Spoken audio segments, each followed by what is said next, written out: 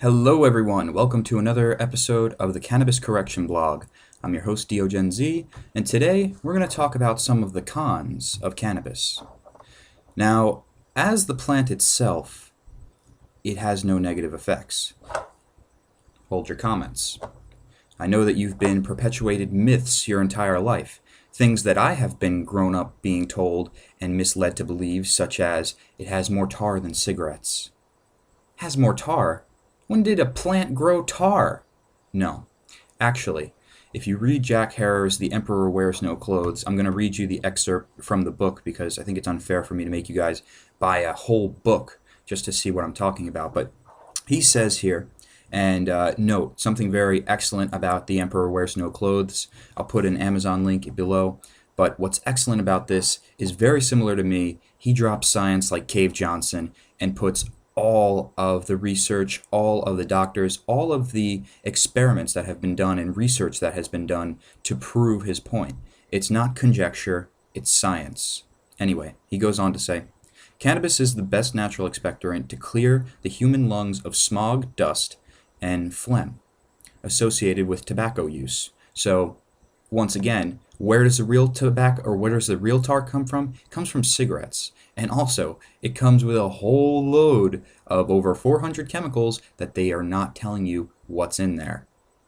But I digress. Anyway, marijuana smoke effectively dilates the airways of the lungs, the bronchi, opening them to allow more oxygen into the lungs.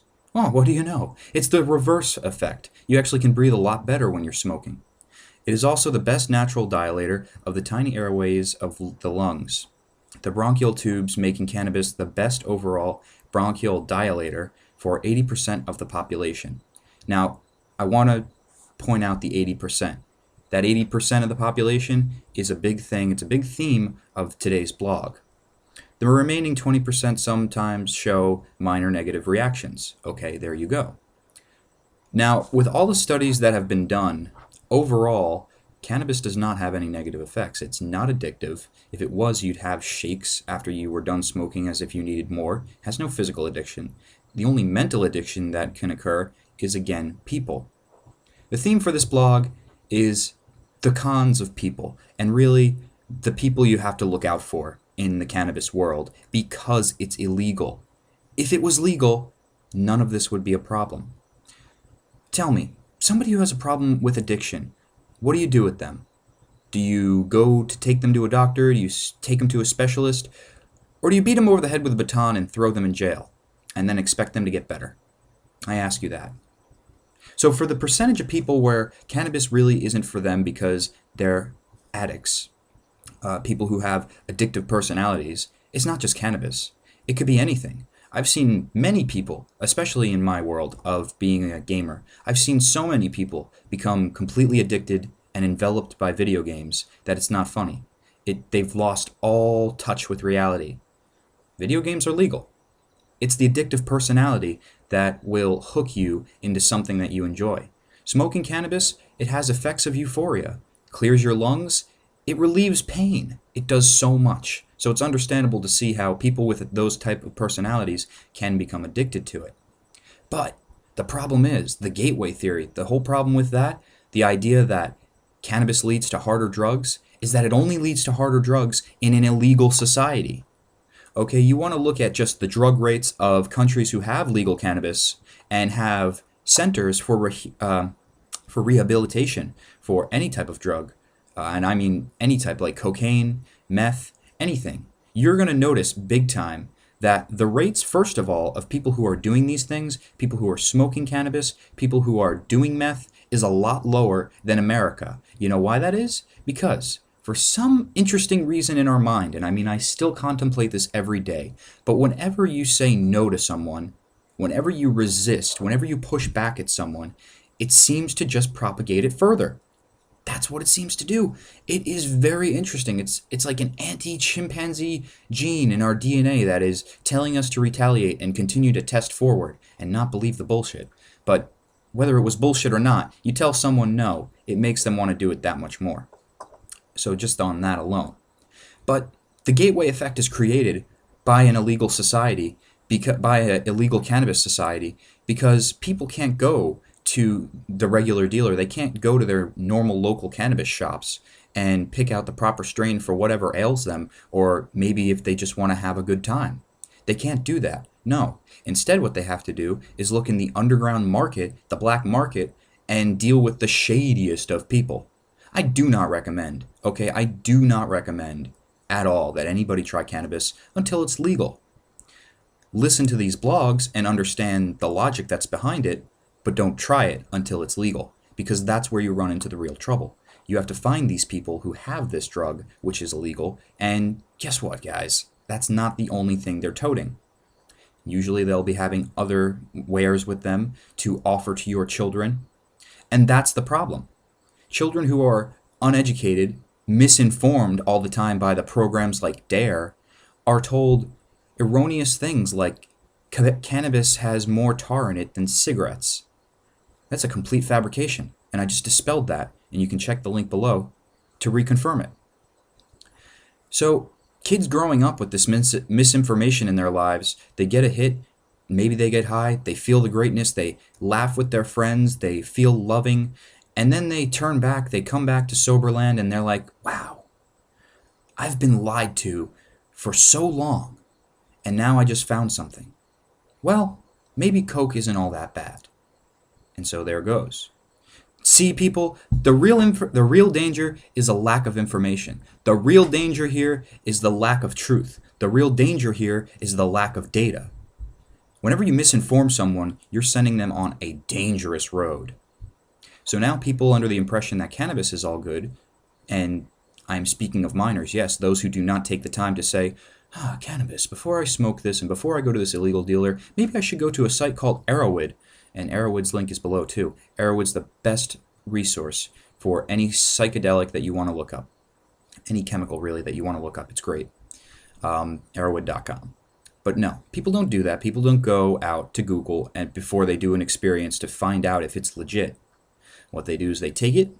Maybe they'll take a 8-ball as well, just as a special deal, because they're curious. And then there goes the shit. Because cocaine is addictive. It's very addictive. And at that point, it doesn't matter if they smoke cannabis or not. The whole reason that they got in that situation, because they were curious about something that they were misinformed about their whole lives, well, because you had to make it illegal, these kids now are at the will of the dealer. Pretty good, huh? Pretty good fucking society we have here. We have shady people in the corners handing out illegal narcotics, ones that I don't want my kids, when I have kids, to investigate in.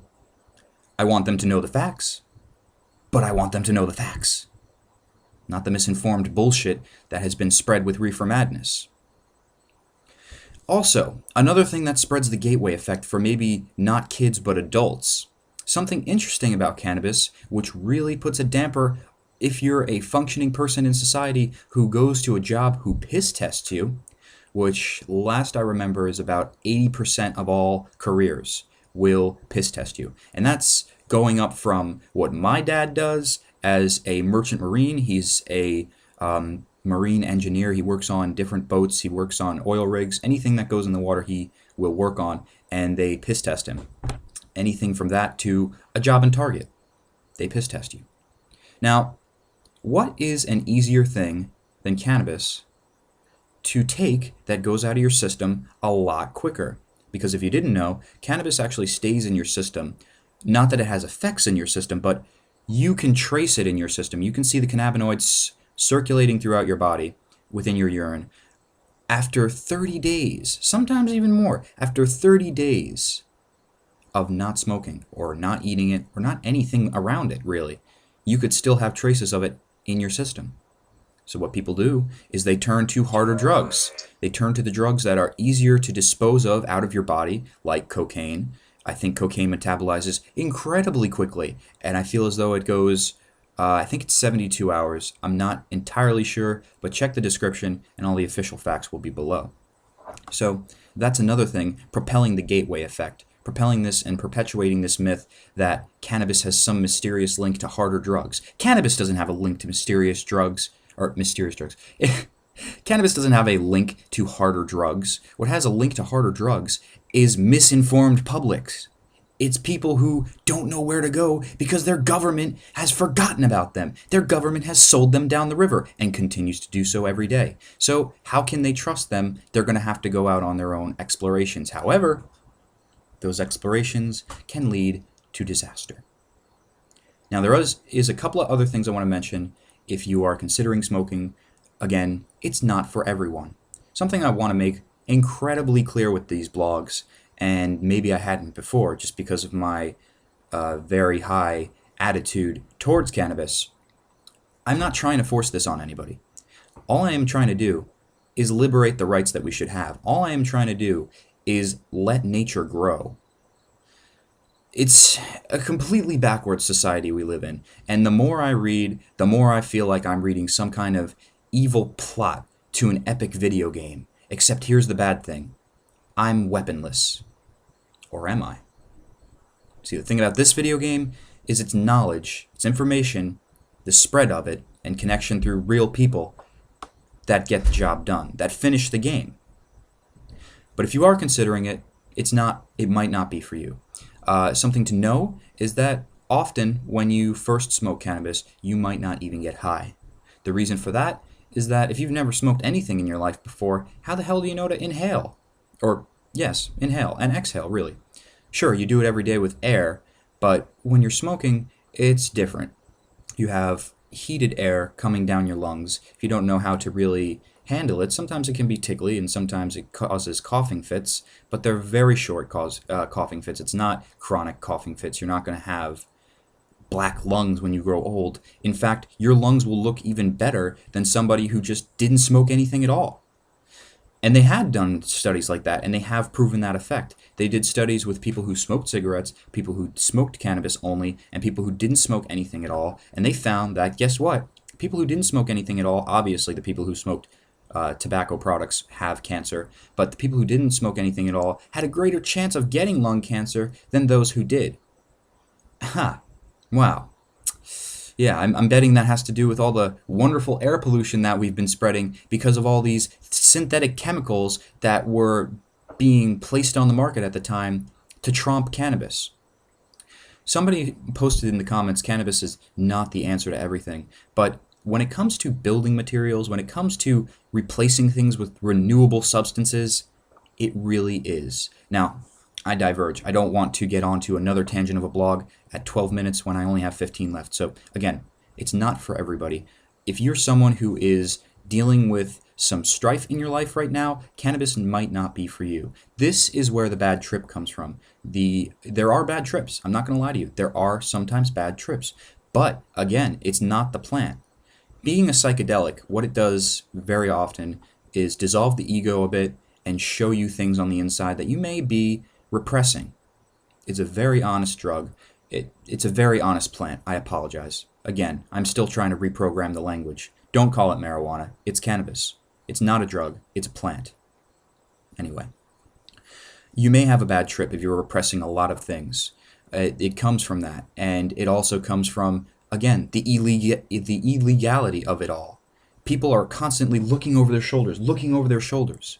Now, while I've never smoked it before, I've seen plenty of my friends in different situations where they've been in outdoor forests and they've been paranoid as fuck. Rightfully so. And then I've seen them in people's houses where it's safe, it's completely locked, it's completely relaxed atmosphere, and they're fine. Again, the people that I witnessed did have some things that they had going on in their life. I'm not going to detail the specifics, obviously, but it might not be for you if you're dealing with something. Get your shit together, okay? Don't take it in high school. Take it when you're on a stable ground. Your mind is still developing. Know who you are first before you venture into these things. I'm DeoGenZ, and that was the Cannabis Correction blog for today. Tomorrow, I'm going to leave it a surprise. There's many things in my mind that I'm thinking about talking about, but we'll see what the comments section does below, because often I look at that and then I say, I was going to talk about something else, but this needs to be addressed. So I hope this helped. I hope that the links provide you with all the information. Thank you. Please spread the blogs, like, subscribe, and favorite. I'm DeoGenZ, and I'm out.